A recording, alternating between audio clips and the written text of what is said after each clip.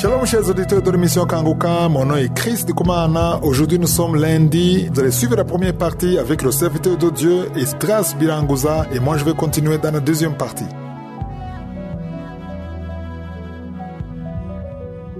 Shalom. Il y a 3 points qui composent la devise de Kanguka. Le premier point, c'est qu'il faut accepter la volonté de Dieu, même quand elle est différente de la nôtre. Le deuxième point, c'est qu'il faut prier tous les jours. Le troisième point, c'est qu'il est interdit de se lamenter, mais il faut rendre grâce à Dieu en toutes choses. Aujourd'hui, je vais parler du premier point qui dit qu'il faut accepter la volonté de Dieu, même quand elle est différente de la nôtre. Vous savez, c'est toujours facile d'accepter une volonté qui va dans le même sens de ce que tu espères ou ce que tu voulais. Mais il arrive dans la vie que ce que tu es en train de chercher, ce que tu es en train de faire, diffère de la volonté de Dieu. Et comme une personne réveillée, tu devras choisir la volonté de Dieu plutôt que tes désirs, tes projets, tes aspirations, car c'est lui qui connaît toutes choses à venir. Quand on parle de la volonté de Dieu dans ta vie, ça peut être par rapport à ton appel, par rapport à tes projets, par rapport à ta relation sentimentale ou autre chose. Ce qui est difficile dans l'acceptation de la volonté de Dieu parfois, c'est qu'il faut abandonner ta propre volonté. Ta volonté et la volonté de Dieu sur un sujet donné ne peuvent pas cohabiter quand c'est opposé. Tout comme tu ne peux pas aller à droite et à gauche en même temps, de la même façon, tu ne peux pas faire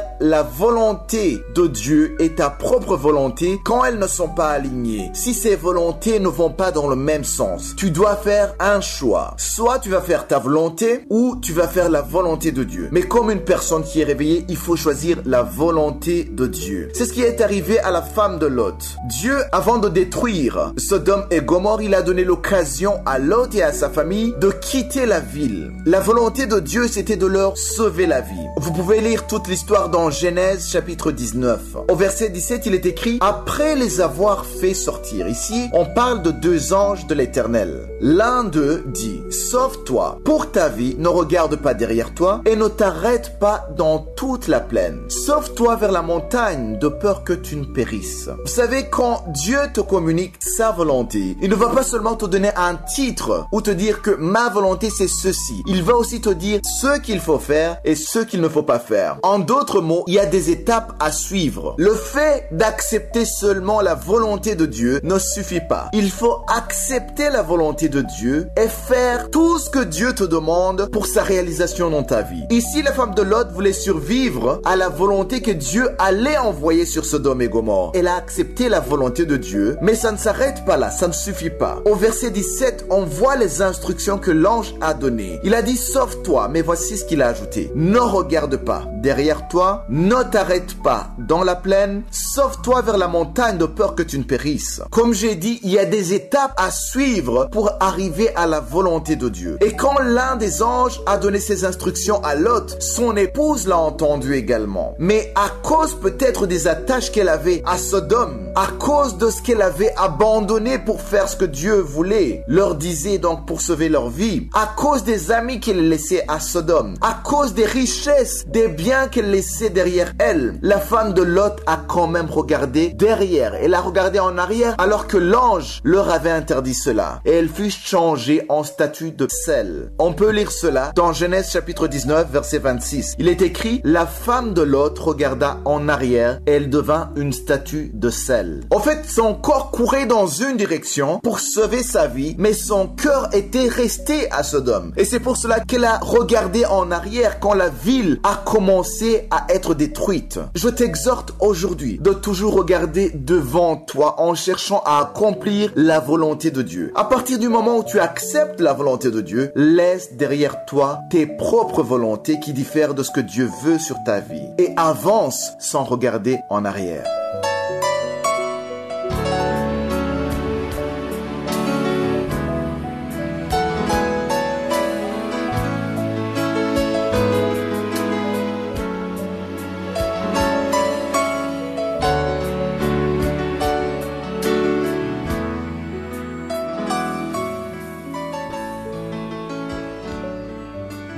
Nous sommes maintenant dans la deuxième partie, c'est-à-dire le moment de l'enseignement. Vous savez que vendredi dernier, on a clôturé le livre de Néhémie qui a pris une longue période parce qu'il y avait beaucoup de choses à dire, parce qu'il y a des choses qui se faisaient dans l'Ancien Testament, mais que nous vivons aujourd'hui dans le Nouveau Testament, mais sous une autre forme. Je vous ai dit que la loi était charnelle dans l'Ancien Testament, mais aujourd'hui, la loi est spirituelle. Et je vous ai expliqué que chaque fois que nous terminons un livre, nous poursuivons avec un nouvel enseignement. Et après cet enseignement, il y aura aussi un autre livre. Cette fois-ci, ce sera un livre du Nouveau Testament. Nous avons comme objectif de lire tous les livres de la Bible. Et c'est ainsi qu'aujourd'hui, nous allons commencer un nouvel enseignement que j'ai intitulé « Le commerce des prophéties et des miracles ». Pourquoi est-ce que j'utilise le mot commerce? J'utilise le mot commerce parce que ce que nous vivons aujourd'hui, c'est qu'il y a beaucoup de gens, avant de prier pour toi, avant de prophétiser, il faut payer. Si les prophéties ou les miracles sont faits à condition de payer, ça veut dire que c'est le commerce. Ça devient un commerce. Ça veut dire que si tu ne paies pas, tu n'auras pas la prière, tu n'auras pas la prophétie. Le don ne fonctionne pas. Autrement dit, pour que le don fonctionne, il faut payer. Et ça devient de plus en plus commun dans beaucoup d'églises, pas seulement en Afrique, même en Europe, même aux États-Unis. Souvenez-vous de Jésus quand il est entré dans la maison de Dieu, dans le temple de Dieu. Il a trouvé qu'il y avait du commerce et les gens échangeaient de l'argent. D'autres vendaient des pigeons. Il n'a pas pu se retenir. Il avait une colère sainte. Et Jésus a tout renversé. Il a dit, ma maison n'est pas une maison de commerce, mais une maison de prière. Aujourd'hui, il y a un commerce qui ne dit pas son nom. On n'appelle pas ça commerce. Mais quand pour avoir une prière, pour avoir une prophétie, il faut donner de l'argent avant même la prophétie, avant la prière. Ça devient du commerce. Quand tu entres dans un magasin, n'importe quel magasin ou une boutique, tu peux prendre des produits que tu veux, que tu préfères, qui sont dans le magasin ou dans la boutique, mais tu ne peux pas sortir. Tu ne peux pas sortir de la porte sans payer. La condition pour avoir ce produit, il faut payer. Et aujourd'hui, la condition pour avoir des prophéties ou avoir des prières, quelqu'un qui prie pour toi, il faut payer. Et si tu ne payes pas, tu n'auras pas la prophétie, tu n'auras pas le miracle. Voilà pourquoi j'appelle ça le commerce des prophéties et des miracles. Nous allons lire dans Matthieu chapitre 10 verset 8. Jésus a été clair sur ça. On voit bien qu'il savait ce qui allait se passer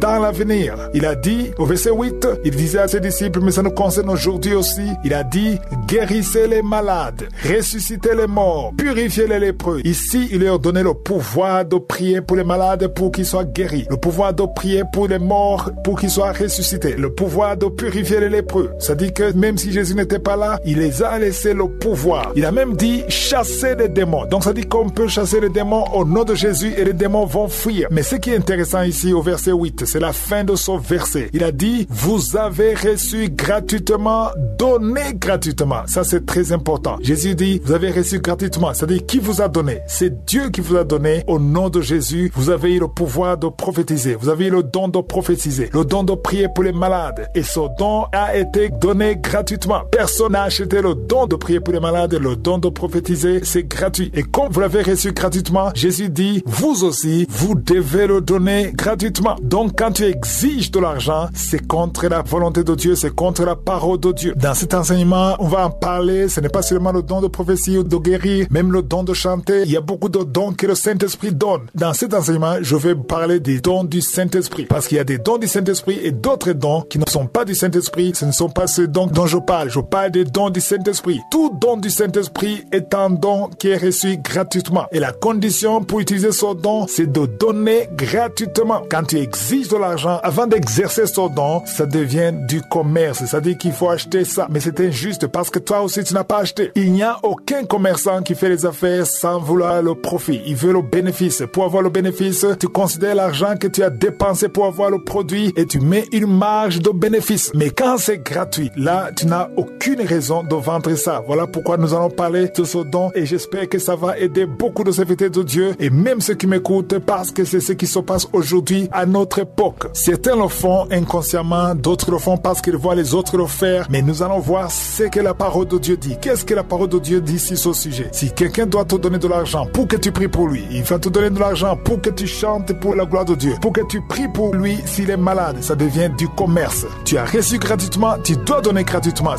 Je vais t'inviter ce matin à changer la manière dont tu réagis à ce qui est en train de t'arriver, à changer tes habitudes quand tu rencontres un problème, des difficultés. Et pour cela, tu dois prendre une décision, parce que quand il t'arrive quelque chose de grave, le cerveau est submergé par les émotions. Il y a un choc émotionnel. Et là, ce qui va suivre, c'est la peur, le chagrin, le sentiment d'insécurité et l'anxiété. Et à cause d'une information que tu vas lire ou entendre, il y a ces réactions émotionnelles et c'est dans la nature des choses. Le problème, c'est que si tu ne fais rien, si tu ne prends pas de décision, c'est de là que, à la longue, tu vas toujours ressentir une certaine dépression, une anxiété, une peur permanente, quand tu vois qu'il n'y a pas de solution ou d'issue à ton problème ou à ta situation. Mais comme une personne qui est réveillée, qui a la foi en l'Éternel, créateur du ciel, de la terre, créateur du visible et de l'invisible, je t'invite à faire le choix de croire en l'Éternel aussi longtemps que tu seras en vie, qu'il peut changer ta situation, qu'il peut te sauver. Je sais que tu peux être dans une situation où tu n'as plus de force de croire parce que tu as attendu longtemps. Mais la décision que je t'invite à prendre aujourd'hui, c'est de louer l'Éternel pendant les périodes difficiles, pendant les moments de tristesse. Je vais vous montrer deux personnes dans la Bible qui ont loué Dieu alors que leur situation était inchangée. Nous allons lire dans Actes des Apôtres, chapitre 16, versets 24 à 26. Quand nous vous donnons un passage dans la Bible, c'est toujours bien de lire tout le chapitre pour bien comprendre le contexte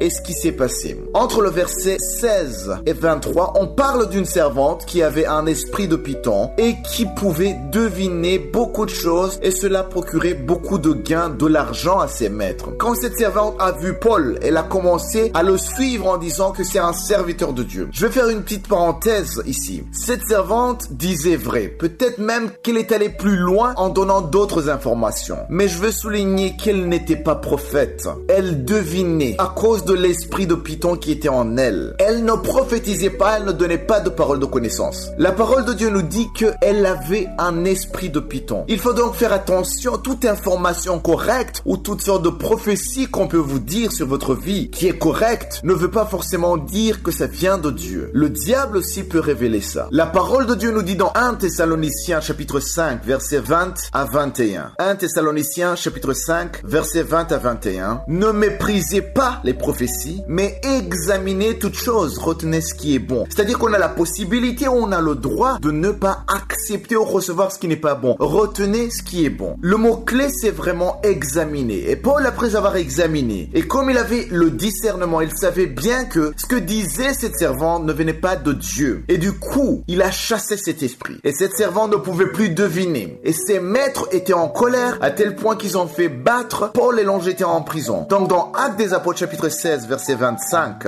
à 26, il est écrit: vers le milieu de la nuit, Paul et Silas priaient et chantaient des louanges de Dieu et les prisonniers les entendaient. Tout à coup, il se fit un grand tremblement de terre en sorte que les fondements de la prison furent ébranlés. Au même instant, toutes les portes s'ouvrirent et les liens de tous les prisonniers furent rompus. Paul et Silas avaient été battus. Ils étaient emprisonnés avec leurs pieds liés. Mais malgré ça, ils louaient l'Éternel. Cette louange était tellement sincère et puissante qu'il y eut un grand tremblement de terre qui a libéré, on va dire, tous les prisonniers. Du moins, toutes les portes se sont ouvertes et les liens des prisonniers se sont rompus. Ce que je veux souligner par ici, c'est que nous ne sommes pas obligés de donner satisfaction au diable en restant tristes, découragés, au point de ne plus prier, au point de ne plus louer l'Éternel. Louer l'Éternel pendant les périodes difficiles n'a rien à voir avec le fait d'ignorer ce qui est en train de t'arriver. Mais c'est un signe de confiance en Dieu, une reconnaissance qu'il est le plus puissant que tes ennemis, plus puissant que le diable et tes problèmes. Je t'invite à faire le contraire de ce qu'attend ton ennemi. Même si tu es en train de pleurer, même si tu es triste, apprends à louer et à ne pas te réfugier dans toutes sortes de choses pour oublier. Mais loue l'Éternel, danse pour Dieu, glorifie Dieu, même si ta situation n'a pas changé. Cela va toucher le cœur de Dieu et tu le verras intervenir dans ta vie.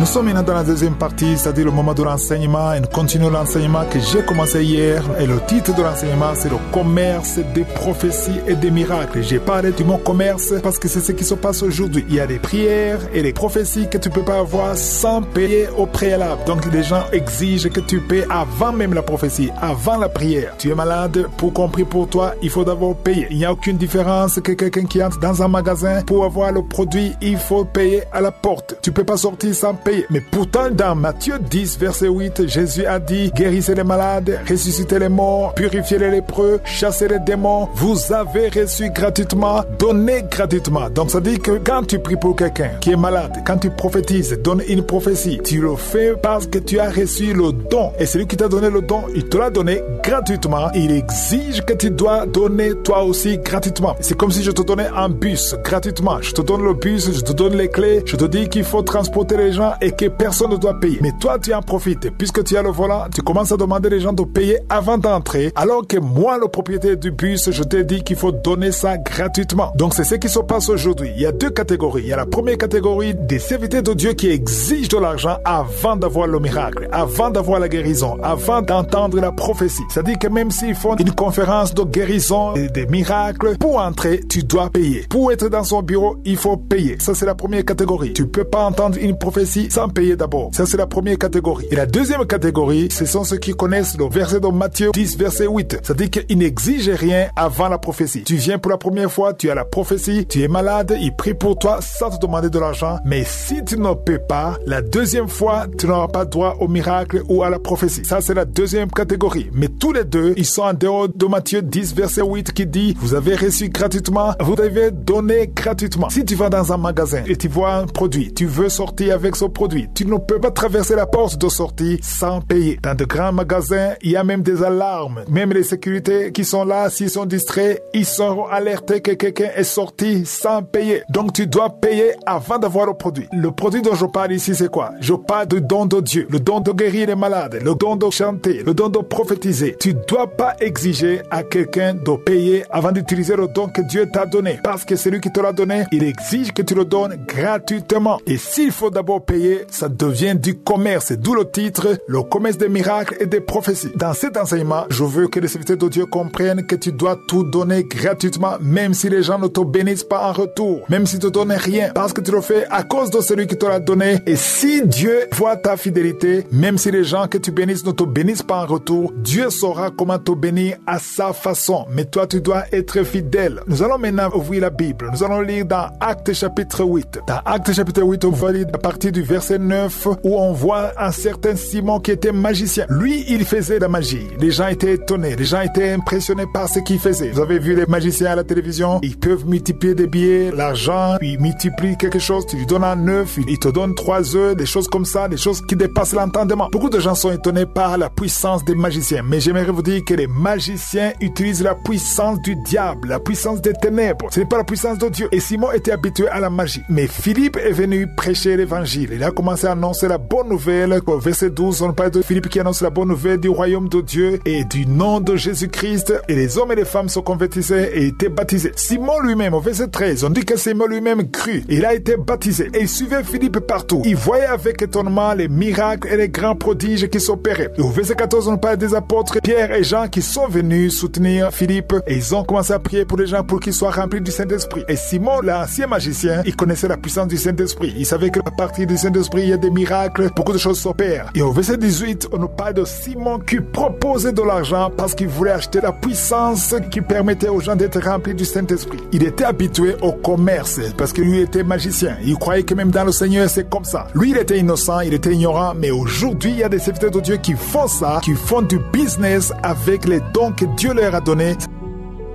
Shalom. Le monde dans lequel nous vivons est compliqué. Compliqué parce qu'il y a beaucoup de choses qui peuvent décourager une personne. Il y a beaucoup de pièges de l'ennemi. Et ces pièges ne sont pas toujours évidents à détecter. Mais celui qui est réveillé sait que quand il commence la journée avec l'Éternel, c'est qu'il va être victorieux. Peu importe ce dans quoi il va passer. La raison pour laquelle les gens sont vaincus, abattus, c'est parce qu'ils sont seuls. Mais quand tu es avec Dieu, quand tu as prié, même s'il t'arrive quelque chose, même si tu échoues quelque part, tu sais que ce n'est pas parce que tu n'as pas prié, mais c'est juste que même après avoir prié, Dieu a quand même permis que ça t'arrive. Mais au moins, il sera toujours avec toi. Il y a une différence entre une personne qui échoue sans avoir prié, sans être avec Dieu, et une personne qui échoue après avoir prié et qui est avec Dieu. La première personne va se lamenter et se poser beaucoup de questions. Pourquoi ça m'arrive? Pourquoi ça m'arrive encore à moi? Tandis que la deuxième personne sait qu'elle a prié, elle va être réconfortée par l'Éternel. Et c'est pour cela qu'on insiste que quand tu commences la journée, il faut prier, il faut préparer la journée quand tu as la foi. Que tu sais que tu as confié ta journée à l'Éternel. Partout où tu vas aller, tu seras dans les mains de l'Éternel. Tu vas être confiant. Le passage de la Bible que je voudrais vous partager aujourd'hui se trouve dans Ésaïe chapitre 58, verset 11. Il est écrit: l'Éternel sera toujours ton guide. Il rassasiera ton âme dans les lieux arides. Et il redonnera de la vigueur à tes membres. Tu seras comme un jardin arrosé, comme une source dont les eaux ne tarissent pas. Chaque matin, demande à Dieu d'être ton guide. Et pour cela, il faut lui confier ta journée et tout ce qui va se passer. Après lui avoir confié la journée, ce qui suit, c'est qu'il va rassasier ton âme dans les lieux arides. Les lieux arides sont des endroits qui ne sont pas fertiles, des endroits compliqués, quoi qu'on essaie. Et quand tu arrives à ce stade, que ce soit dans ton travail, dans ta vie, malgré que rien ne fonctionne, malgré que les portes sont fermées, mais comme tu as fait de l'Éternel ton guide, il rassasiera ton âme. Le verset continue en disant: il redonne ensuite la vigueur à tes membres. C'est-à-dire que quelque part, tu peux perdre la vigueur dans tes membres. Tu peux être malade, tu peux être découragé, et il te redonne la vigueur, la force à tes membres. Au fait, ce n'est pas seulement des choses spirituelles dont il va s'occuper, mais il prendra aussi soin de ton corps. Il te redonnera la force parce qu'il sait que tu en as besoin pour accomplir les différentes tâches qui t'incombent. Le verset continue en disant: et après cela, tu seras comme un jardin arrosé. Même si tu es découragé, même si tu es dans ta vie, tu as des choses qui assèchent, qui affaiblissent petit à petit ton cœur, il va t'arroser de paix, t'arroser de joie de vivre, d'espérance, et tu deviendras comme une source intarissable. Quand tu deviens une source intarissable, ça veut dire que tu ne seras pas dans le manque. Intarissable veut dire inépuisable, abondant, qui coule sans arrêt. C'est-à-dire que même si une porte se ferme, une autre va s'ouvrir pour toi, parce que tu n'es plus au contrôle de ta journée. C'est Dieu qui est au contrôle de ta journée. La raison pour laquelle les gens dépriment, souffrent, c'est parce qu'ils veulent être au contrôle de leur journée. Ils se donnent corps et âme, et quand quelque chose ne se passe pas comme ils ont prévu, ils se découragent, ils sont déçus, ils sont en colère. Tu auras la paix quand tu n'essaieras pas de contrôler la journée. Quand tu laisses cette tâche à Dieu. Si quelque chose marche, c'est que Dieu l'aura permis. Si ça ne marche pas, il ne faut pas stagner, rester bloqué sur ça. Rends grâce à Dieu parce que tu sais que tu as prié avant de sortir de chez toi.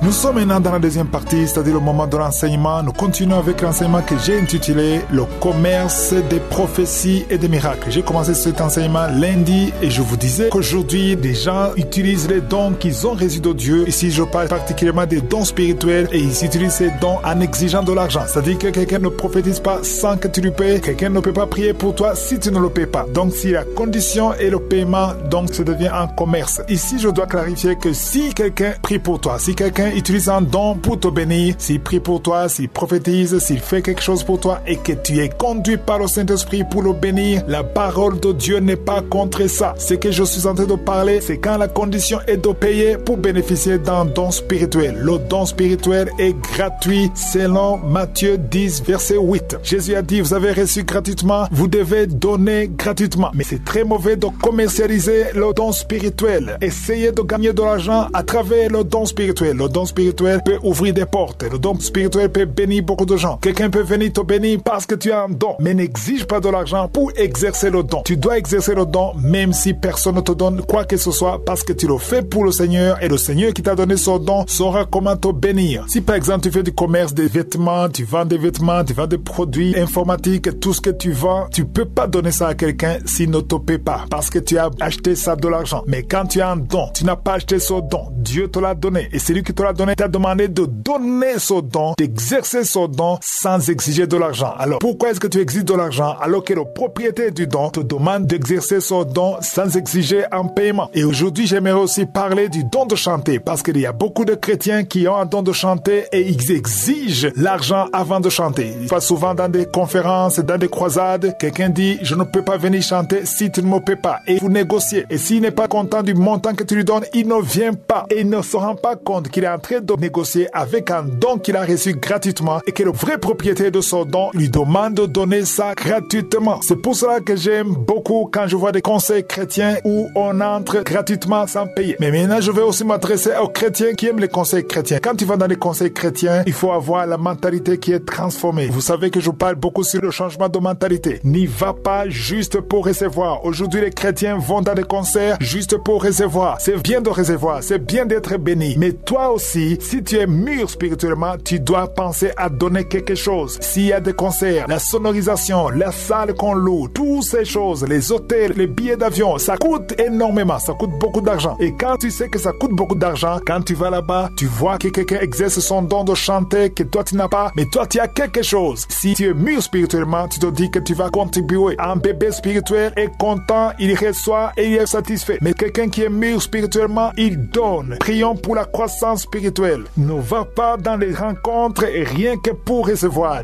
Donne quelque chose. Quelqu'un qui est mûr spirituellement ne peut pas juste recevoir. Il donne. Lui, il te donne le don de chanter que tu n'as pas, mais toi, tu as quelque chose que tu peux donner pour contribuer. Tu dois comprendre que nous sommes le corps de Christ. Nous formons le corps de Christ. Mais toi qui as le don spirituel, le don de prophétiser, le don de prier pour les malades, le don de chanter, n'exige pas de l'argent. Donne gratuitement parce que c'est l'ordre de Jésus. Ce n'est même pas une proposition, c'est un ordre. Revenons maintenant sur l'histoire de Simon le magicien. C'est dans Actes chapitre 8. On a vu que Simon était magicien et il utilisait l'argent dans tout ce qu'il faisait. Parce que les magiciens, ils ne donnent jamais gratuitement. Si tu as déjà rencontré un magicien, il ne fait jamais rien gratuitement. Tout ce qu'il fait, c'est pour gagner de l'argent. Et Simon était dans cette mentalité de magicien, de faire des tours pour gagner de l'argent. Et quand il a vu Pierre et Jean, qui sont en train de prier pour les gens, qui sont remplis du Saint-Esprit, et il savait qu'il y avait des miracles. Il avait entendu les miracles de Pierre et de Jean dans Acte 3, qui ont prié pour quelqu'un qui était boiteux de la naissance et qui a marché, et il a proposé de l'argent parce qu'il voulait acheter le pouvoir. Il voulait acheter le don gratuit de Dieu. C'est dans Acte 8, versets 18 à 19. Mais Simon était ignorant, il était innocent, il ne savait pas. Mais Pierre était en colère. Au verset 20, Pierre lui a dit que ton argent périsse avec toi parce que tu as cru que le don de Dieu s'acquérait à prix d'argent. Le pauvre Simon n'a pas compris pourquoi Pierre était en colère. Parce que lui, il était encore dans la mentalité du business, la mentalité du commerce. Comme aujourd'hui, il y a des serviteurs de Dieu qui sont encore dans la mentalité du commerce. Le don de Dieu ne s'acquiert pas à prix d'argent. C'est ce que je vais continuer de parler dans Kangoukado demain. Que je suis vous bénisse.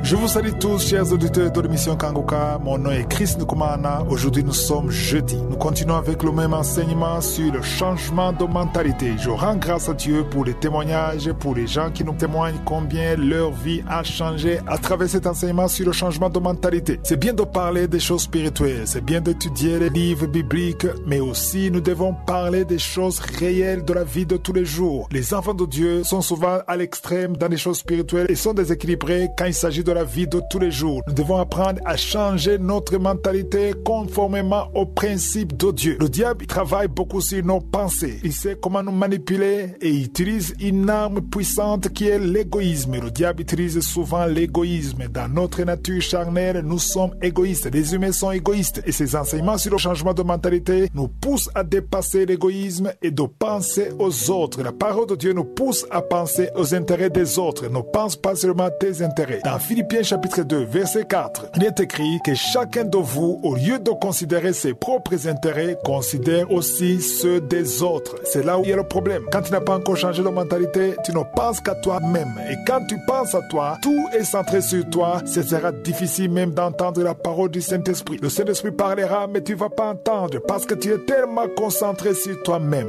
Et ça fait au moins 2 semaines que je reviens toujours sur la même question. Est-ce que parmi les bénédictions que Dieu t'a données, que ce soit ton salaire mensuel, que ce soit le bénéfice pour les commerçants, si tu gagnes quelque chose mensuellement, si tu gagnes quelque chose chaque semaine, est-ce qu'il y a quelqu'un qui peut remercier Dieu, qui peut rendre grâce à Dieu pour ce qu'il reçoit de Dieu à travers toi? Encore une fois, ici, je ne parle pas de ta femme, je ne parle pas de ton mari, je ne parle pas de tes enfants, je ne parle pas de ton cousin, de quelqu'un qui est de ta famille. Ici, je ne parle pas de quelqu'un de ta maison ou de ta famille. Je parle de quelqu'un qui n'a aucun lien sanguin, quelqu'un qui est en dehors de ta maison. C'est là où on voit la mentalité qui a changé. Si tu t'occupes de tes enfants, c'est tout à fait normal. Même les meurtriers, même les sorciers, ils font ça. Ils s'occupent de leurs enfants. Les criminels s'occupent de leurs femmes. Ils s'occupent de leurs enfants. Sois différent, sois transformé. La parole de Dieu te pousse à t'occuper de quelqu'un d'autre, rien que pour la gloire de Dieu. Je ne parle pas de quelqu'un que tu assistes en espérant avoir quelque chose en retour. Non, tu le fais pour la gloire de Dieu. C'est ça le but de cet enseignement. Tu devrais penser à une veuve que tu ne connais pas. Tu devais prier pour que le Saint-Esprit te guide vers une veuve que tu ne connais pas. Quand je parle de veuve, je ne parle pas seulement d'une femme qui n'a pas un mari. Je parle d'une veuve, une femme qui n'a pas de mari et qui n'a pas les moyens de nourrir ses enfants. Et n'a pas les moyens de payer le loyer. Peut-être que tu contribues pour payer le loyer. Ou bien même si tu n'as pas tout le montant, mais tu contribues. Tu assistes cette veuve. Et quand tu le fais, tu as changé de mentalité parce que tu es en train de le faire pour la gloire de Dieu. La parole de Dieu dit que celui qui assiste les pauvres prête à Dieu. Ça dit que quand tu le fais pour eux, tu le fais aussi pour Dieu. Il y a peut-être un orphelin qui n'a pas les moyens de payer les études et tu peux contribuer. Là, tu le fais pour Dieu. Tu le fais pour la gloire de Dieu. Et encore une fois, j'insiste, cela ne concerne pas les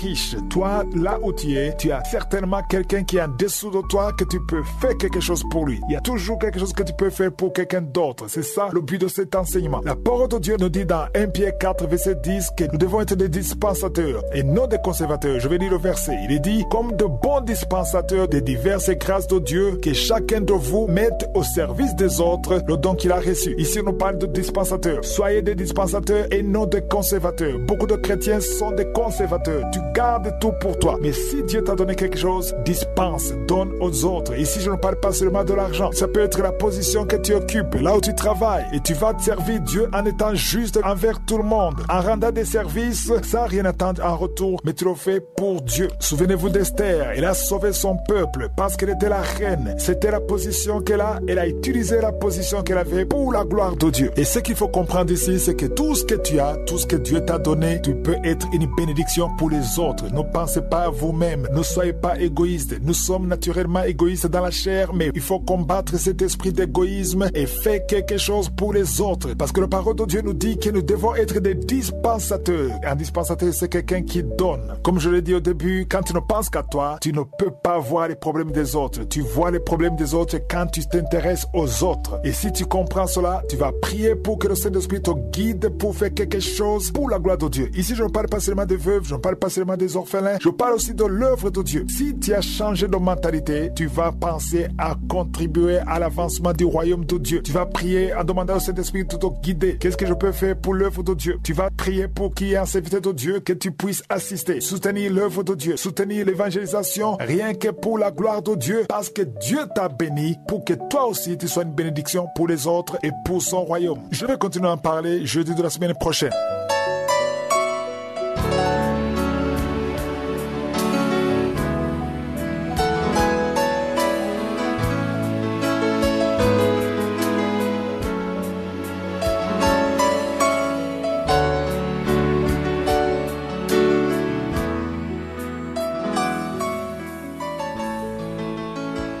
Nous sommes maintenant dans le moment réservé à l'enseignement. Je continue avec l'enseignement que j'ai intitulé « Le commerce des prophéties et des miracles », un enseignement que nous avons commencé lundi. Hier, je vous parlais de Simon le magicien. Hier, j'ai terminé en vous montrant comment Pierre l'a réprimandé. Dans Actes des Apôtres, chapitre 8, verset 20, Pierre lui a dit que ton argent périsse avec toi, puisque tu as cru que le don de Dieu s'acquérait à prix d'argent. Donc ici, Pierre l'a recadré. Il lui a montré que le don de Dieu, ce n'est pas quelque chose qu'on achète. Parce que lui, Simon Simon, le magicien, il voulait acheter son don. Rappelez-vous que Simon était déjà converti. Quand Philippe a prêché, Simon a été converti et il avait cru en Jésus. Mais même s'il avait cru en Jésus, il avait encore cette nature d'acheter la puissance. C'est ce qu'il faisait avec la magie. Il voulait faire la même chose. Et Pierre lui a montré que le don de Dieu, c'est gratuit. On n'achète pas ça. Voilà ce qu'il faut savoir. Jésus a dit dans Matthieu 10, verset 8, vous avez reçu gratuitement. Donc, vous n'avez pas acheté le don de prier pour les malades. Vous n'avez pas acheté le don de prophétiser. Vous n'avez pas acheté le don de chanter, louer pour le Seigneur. Vous avez reçu ça gratuitement. Voilà pourquoi il faut donner gratuitement. Au verset 21, Pierre a continué en disant, il n'y a pour toi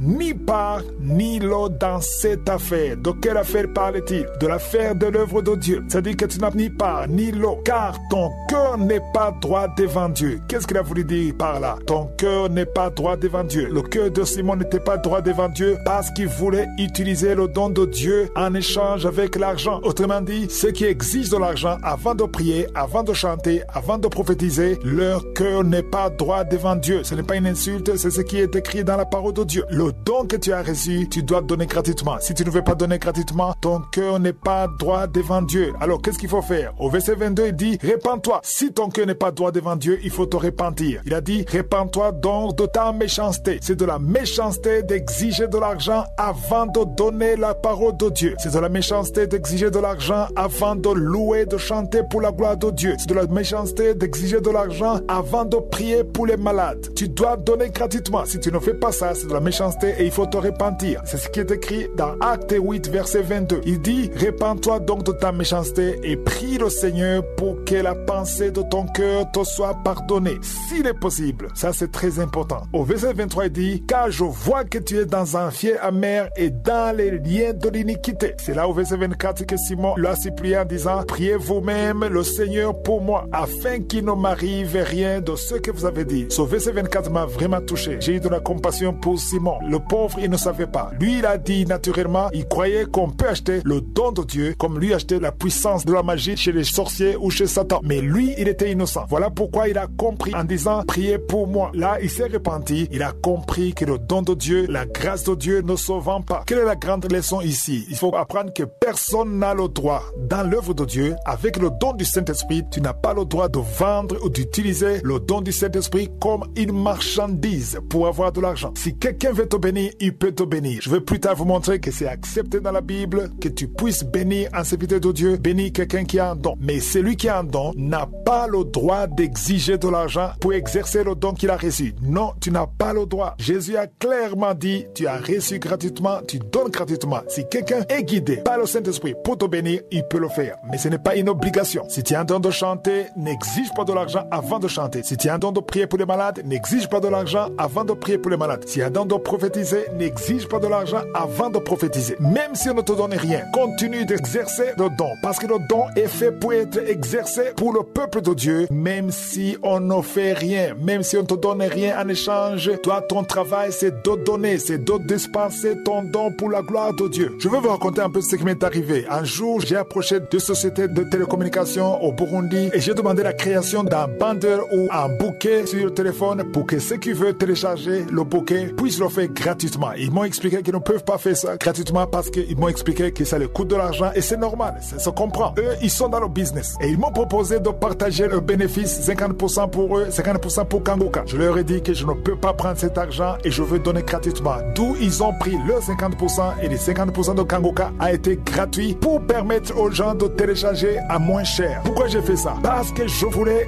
donner gratuitement ce que Dieu m'a donné gratuitement. Si je suis le vœu, je vais continuer dans Kanguka de domaine. À tous ceux qui disent qu'ils croient en Dieu, parce qu'il y a des gens quand ils demandent, ils disent moi je crois en Dieu et ils croient que croire en Dieu ça suffit. Mais j'aimerais vous montrer que croire en Dieu ça ne peut pas vous sauver. On va lire dans Jacques 2 verset 19, il est dit tu crois qu'il y a un seul Dieu, tu fais bien. Donc c'est bien de croire qu'il y a un seul Dieu. Mais le verset continue en disant les démons le croient aussi et ils tremblent. Je le répète, les démons le croient aussi et ils tremblent. Donc si tu crois en Dieu, il faut que tu saches que même les démons croient en Dieu. C'est-à-dire que eux, ils croient qu'il y a un Dieu. Et ils tremblent même. Ça dit qu'ils craignent même Dieu. Parce qu'il y a beaucoup de ceux qui m'écoutent qui ne craignent pas Dieu. Parce que quand tu commets le péché comme tu veux, tu as envie de coucher avec quelqu'un, tu couches avec quelqu'un, tu as envie de tuer, tu tues, tu as envie de mentir, tu mens, et tu dis n'importe quoi, tu fais tout ce que la chair te demande, sans aucun remords. Ça veut dire que tu ne crains pas Dieu. Quelqu'un qui craint Dieu a peur de faire des choses qui ne plaisent pas à Dieu. Même s'il le fait, il a envie de se repentir. Donc ici, on dit que les démons croient en Dieu et craignent Dieu. La seule chose que les démons ne croient pas, ils ne croient pas en Jésus-Christ comme le sauveur, parce qu'ils ne peuvent plus être sauvés. Le diable et les démons sont déjà jugés. Mais j'aimerais qu'il y ait une différence entre toi et les démons. Il ne suffit pas de croire en Dieu, mais il faut aussi croire en Jésus-Christ. Parce que si tu crois en Dieu, il faut croire en son Fils qu'il a envoyé, Jésus-Christ. Parce que la condition pour entrer au ciel, c'est croire en Jésus. Donc croire en Dieu, ça ne suffit pas. Ça ne va pas te sauver. Ça ne peut pas te purifier. Tu ne peux pas être pardonné parce que tu crois en Dieu. Croire en Dieu, c'est bien. C'est une bonne chose. Mais ne t'arrête pas là. Continue. Crois en Jésus. Crois qu'il est ton Seigneur et ton Sauveur. Beaucoup de ceux qui m'écoutent croient que Jésus est leur Sauveur. Et j'aimerais te dire que croire que Jésus est ton Sauveur, ça aussi, ça ne suffit pas. Il faut croire qu'il est ton Seigneur. Et ça, c'est très important de croire que Jésus est ton Seigneur. Parce que si Jésus est ton Seigneur, ça veut dire que tu lui donnes ta vie. Tu dépends de lui. Tu ne peux rien faire sans lui. Croire en Jésus comme ton Seigneur, ça veut dire que tout ce que tu fais, tu dépends de lui et tu acceptes sa direction, tu acceptes sa seigneurie, tu acceptes qu'il est ton roi. Donc croire en Jésus veut dire croire qu'il est ton Seigneur et ton Sauveur. Il faut comprendre pourquoi Jésus est venu sur la terre. Jésus n'est pas venu sur la terre juste pour faire des miracles, pour guérir les malades. Dans Jean 3, verset 16, il est dit que Dieu a tellement aimé le monde qu'il a donné son Fils unique afin que quiconque croit en lui. Ici, le lui ne veut pas dire Dieu, c'est surtout Jésus. Tu peux croire en Dieu, mais tu ne crois pas en Jésus. Quiconque croit en lui, autrement dit, quiconque croit en Jésus ne périsse point, mais qu'il ait la vie éternelle. Donc, ça dit que pour avoir la vie éternelle, il faut croire en Jésus, il faut croire qu'il est le Fils de Dieu, il faut croire qu'il est mort et ressuscité pour toi, et il faut te repentir. Parce que si tu crois en lui, tu vas l'inviter dans ta vie et tu vas confesser tes péchés et Dieu va te pardonner. Donc, croire en Dieu, ça ne suffit pas, mais il faut croire en Jésus et surtout croire en ce qu'il est venu faire pour toi. Est-ce que tu crois que Jésus est venu pour toi? Est-ce que tu crois qu'il est venu mourir pour toi? La raison pour laquelle Jésus a quitté le ciel, il était dans le confort, il était adoré par les anges, mais il a quitté le ciel et il est venu sur la terre pour mourir. D'abord, il faut comprendre que la vie de Jésus ne commence pas le jour où il est né de Marie. Non, Jésus existait avant la création du ciel et de la terre. Ça, c'est nouveau pour certains. Jésus était là quand Dieu a créé le ciel et la terre. C'est ce que la parole de Dieu dit. Il était là. C'est lui qui a créé tout. Tout a été créé par lui et pour lui. Donc Jésus a quitté la gloire du ciel. Il est venu sur la terre. Il a donné sa vie pour que toi et moi, nous soyons sauvés. Donc il faut d'abord reconnaître l'œuvre que Jésus a accomplie sur la croix et comprendre pourquoi son sang a coulé. Parce que c'est le sang de Jésus qui nous purifie, qui nous permet d'être pardonnés. La chose la plus importante que Jésus a faite, c'est que lorsque tu crois en lui, tu peux demander pardon et tous tes péchés sont pardonnés. Peu importe ce que tu as fait. Toi qui as commis des meurtres, toi qui as violé des femmes, peu importe ce que tu as fait. Si tu crois que Jésus est mort pour toi, tu regrettes ce que tu as fait, tu t'approches de Dieu, tu seras pardonné et Dieu va oublier tes péchés et tu seras une nouvelle créature. Il y a une femme qui m'écoute, tu es marié, tu as un mari, tu as des enfants, mais tu couches avec un autre homme à l'insu de ton mari. C'est le moment de te repentir parce que si tu meurs dans ces péchés, tu iras en enfer. Tu écoutes toujours Kanguka. Il y a beaucoup qui écoutent Kanguka qui vivent dans la fornication, des hommes et des femmes qui vivent ensemble comme mari et femme alors qu'ils ne sont pas officiellement mariés et qui écoutent tous les jours ces émissions. Ça ne vous sauvera pas si vous ne vous repentez pas. L'important c'est de te repentir. Toi qui as un téléphone plein de vidéos pornographiques, tu dois sanctifier tes yeux. Il faut effacer toutes ces vidéos. Il faut sortir de ces groupes qui ne glorifient pas Dieu parce que Jésus veut te purifier et tu seras une nouvelle créature. Prends la décision de te repentir. Prends la décision d'accepter Jésus comme ton Seigneur et ton Sauveur et tu seras sauvé. Tu peux le faire là où tu es et Jésus va venir et ta vie sera changée, transformée. Et si tu veux l'assistance d'un serviteur de Dieu, appelle au plus 257 76 57 79 65. Ceux qui sont aux États-Unis ou au Canada, vous pouvez appeler sur WhatsApp au 613 462 93 52.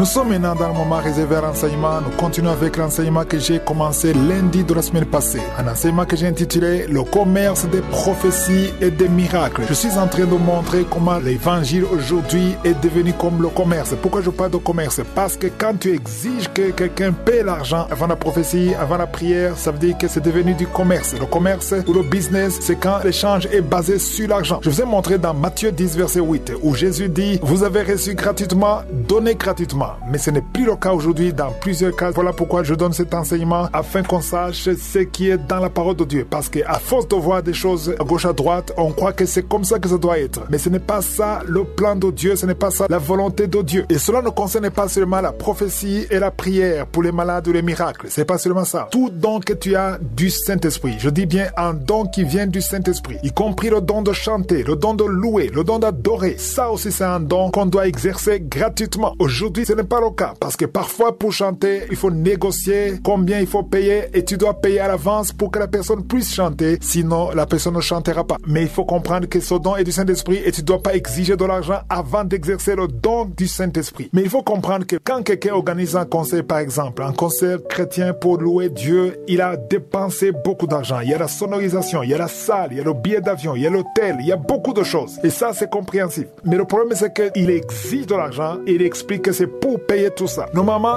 les chrétiens doivent aussi grandir. Ici, je parle de ceux qui ont le don et en même temps, je parle à ceux qui reçoivent le don. Vous qui êtes chrétiens, qui participez dans des conférences, dans des conseils chrétiens, il faut aussi grandir spirituellement. Il ne faut pas être comme des bébés spirituels qui ne font que recevoir. Si quelqu'un te bénit avec un don, tu sais qu'il a dépensé beaucoup d'argent. On ne devrait pas te supplier pour soutenir cette œuvre. Si tu vas dans un conseil chrétien, normalement, il faut te dire que la personne a dépensé et toi aussi, tu devais soutenir cette œuvre sans qu'on te supplie pour ça. Et si quelqu'un qui organise un concert chrétien, pendant le concert, il donne une occasion à ceux qui sont là pour soutenir l'œuvre, c'est très bien et c'est même biblique. Il n'y a rien de mal à ça. Moi, ce que je ne soutiens pas, c'est que tu exiges un paiement avant l'entrée. Il y a quelqu'un à la porte avec des tickets exactement comme ça se fait dans le monde. Ça ne devrait pas être comme ça pour l'œuvre de Dieu. Parce que quand tu vas organiser un concert chrétien, ce n'est pas pour le divertissement. C'est différent avec le monde. Un concert dans le monde, c'est pour le divertissement. C'est pour la joie, le divertissement. Mais un concert chrétien, c'est pour adorer Dieu. C'est une œuvre de Dieu. Et quand tu fais ça, ouvre la porte à ceux qui veulent te soutenir. Aujourd'hui, dans certains pays, il y a ceux qui organisent des conférences chrétiennes ou des conseils chrétiens et ils prennent des dettes. Tout ce que tu organises, tu prends des dettes et tu bloques la porte